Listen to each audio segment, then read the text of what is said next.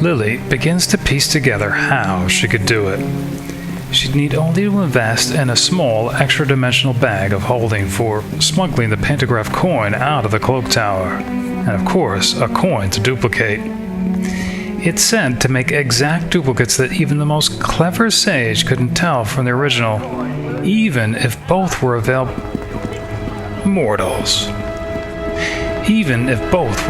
to examine, so she wouldn't need to wash the money, as they say.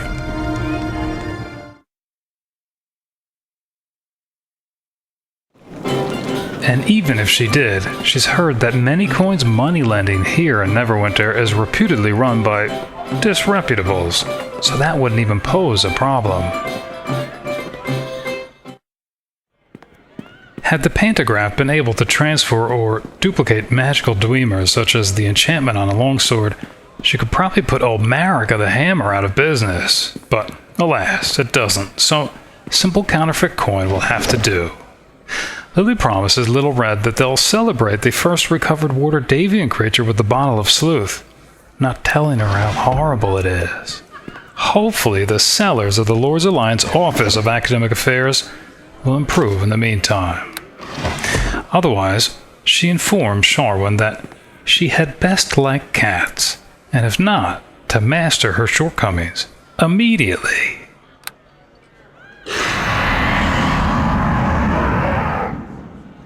Lady Black, Bones, and the Bard sit for a time. Sharwyn bows her head, offering her ponytail for the panther to sniff, after which he rubs his nose against her bared neck, eliciting a laugh from Little Red. She reaches around the beast's neck and begins to gently scratch behind his ears until he purrs. After a long stroke from his neck along his back and all the way to his tail, he submits and is convinced he likes the rusty raconteur. Lilly hadn't even thought to ask whether animals were allowed at the mask, but knowing Ophala is a mage herself, she can't imagine familiars wouldn't be allowed. She wonders what kind of familiar she keeps. If she had to guess, Hellhound. Despite Ophala's good nature, she does seem to have a devilish streak. Wild eyes, a spiked collar, and fire breathing. It almost sounds like some of the rarer employees that work here, catering to the more adventurous guests.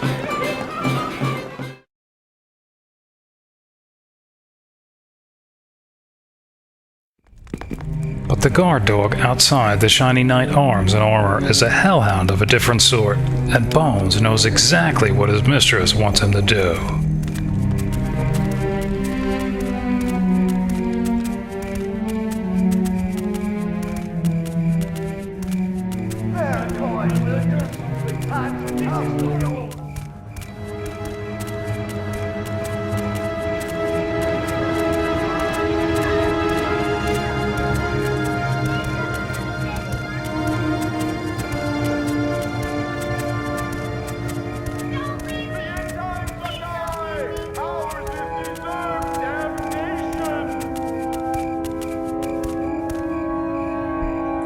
Alright, let's see if Bones is able to sneak up on this guard dog.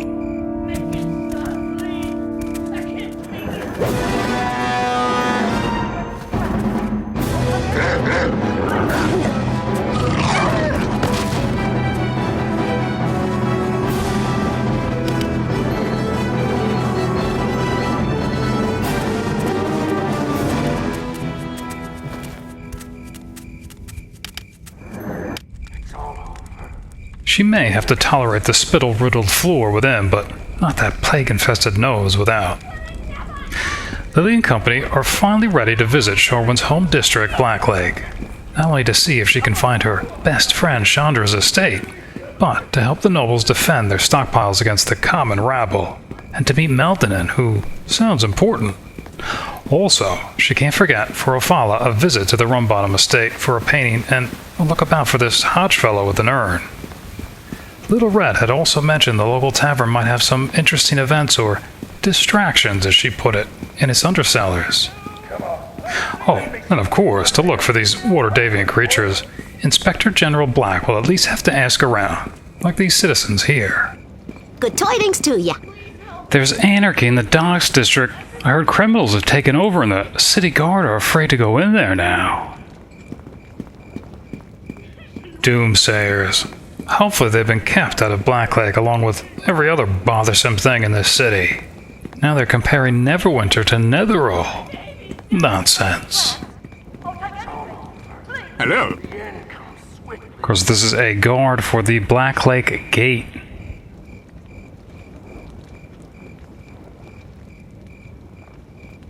Hail, good madam.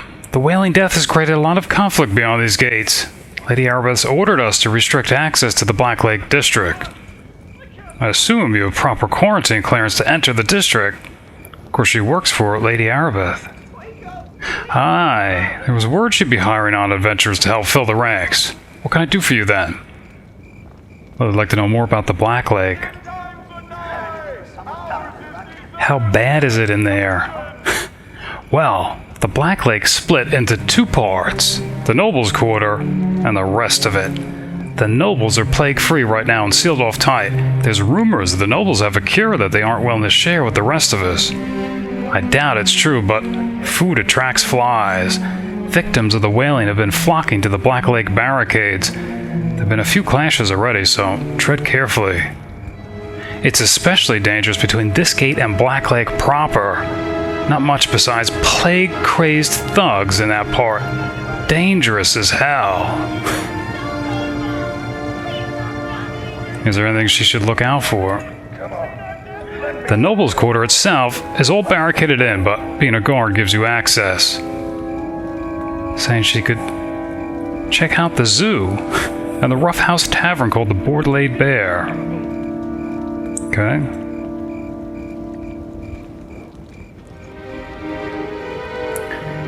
Yeah, he mentioned orders from Lady Arbeth. I think she's curious if he's actually met her. Can't say I know her as well as Abbot Fenthic.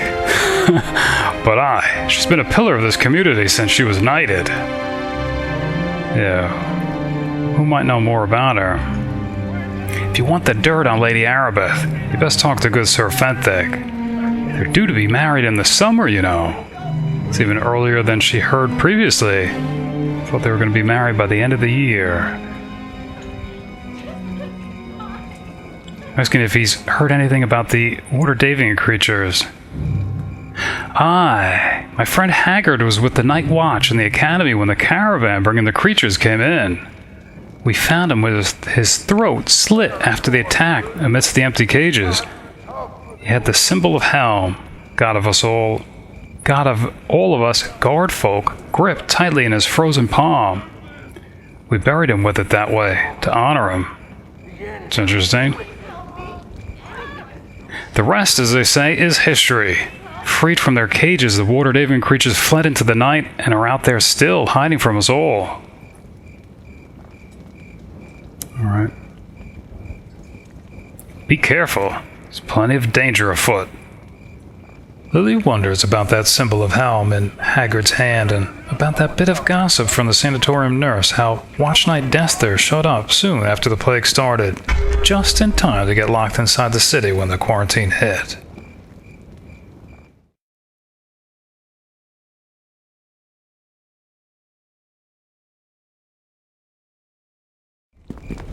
A virtual no man's land indeed. Could this be one of the plague-crazed thugs that the gate guard mentioned? Lilly's prepared to put a torch to him, just in case. Why not? Burn the plague-stricken bodies, dead or alive. Hey there. Alright, here's Cendran. Please, can you help me? I don't know what to do. I always like these options, but of course she's going to hear what he has to say first. But my name is Cendran, and everything has gone wrong. This whole area is overrun, and those bastards in the Blacklake don't care. They've locked themselves away, abandoning the whole place. Yeah, I think we realized this wasn't the Blacklake, but asking what's happened here. After the whaling began, we got caught between the quarantine and the Blacklake barricades. We're at the mercy of the plague thugs. Some of them used to be friends, but the plague took their minds, drove them mad. They became like animals. Then, Loxar showed up. Or asking about Loxar. He's a big half-orc Not sure where he came from.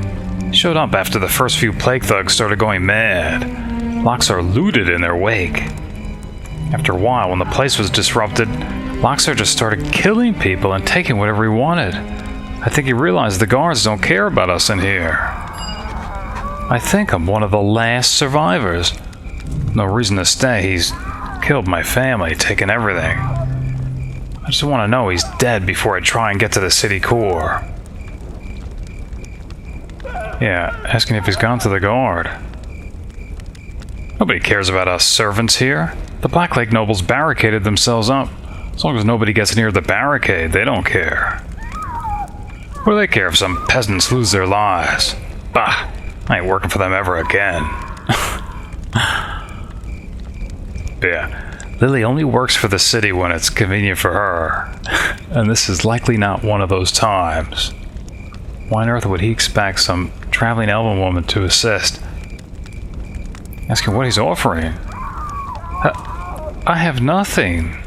Nothing at all. All I can do is hope you'll help me. Pleading with Lilly. Yeah. She's not gonna... She doesn't have time for this. Please. I don't have anywhere else to turn. If Loxar looted in the wake of the plague thugs, anything of value in this pitiful quarter likely resides with him. For that reason alone, Lilly would likely pay him a visit. But not now. A big half-orc who's managed to become king of no man's land? She'll need muscle. Not red-headed muscle, but likely half-orc muscle like that Uthgar barbarian at the Trade of Blades. Alright, here's a rabid dog in the distance. I think she's gonna summon the boar.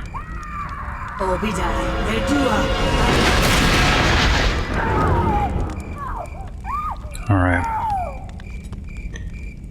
Yeah, I don't think she's gonna waste any memorized spells.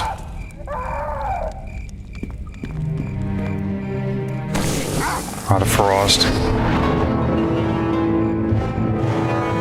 Oh, Sharwyn's going into some bard song. Okay. Look at this. Here's a diseased thug who's popping out of the shadows.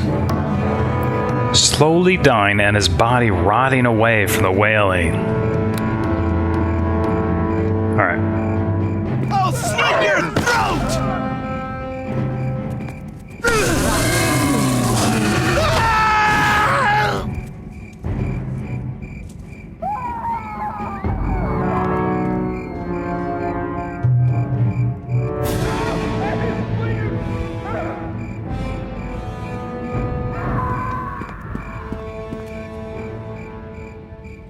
Yes? Is there something you need? I think Lilly wants to hear what Sharwyn plans to do when they're fighting.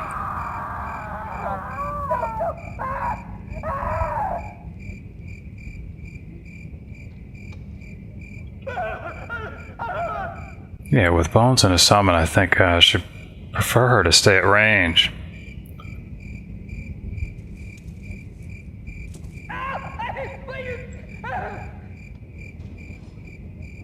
Alright. Which includes spell use. That's good.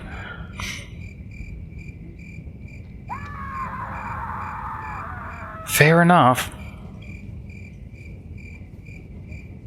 Even though peeking into buildings looking for Loxar is out for now, she'll not let Little Red sit idle. If there's anything Loxar missed in the streets, she wants it. Blacklake is likely expensive. Otherwise, Lilly guesses the Board Laid Bear must be a popular tavern name, which is odd as it's rather dubious sounding. Who would want to pay for lodging where the meals are small and simple? Apparently more than one might think. There's another tavern with the same name in Asbravn. It's a small town a little over a 10 days ride northeast of Durlag's Tower along the Old Dune Trail and the Sunset Vale. She'll have to remember to ask the owner in Blacklake if he or she's aware of the tavern's twin.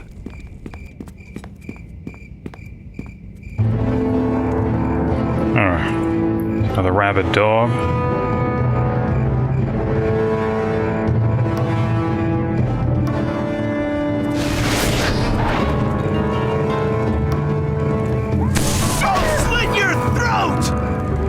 is that guy? Sounds like another diseased thug.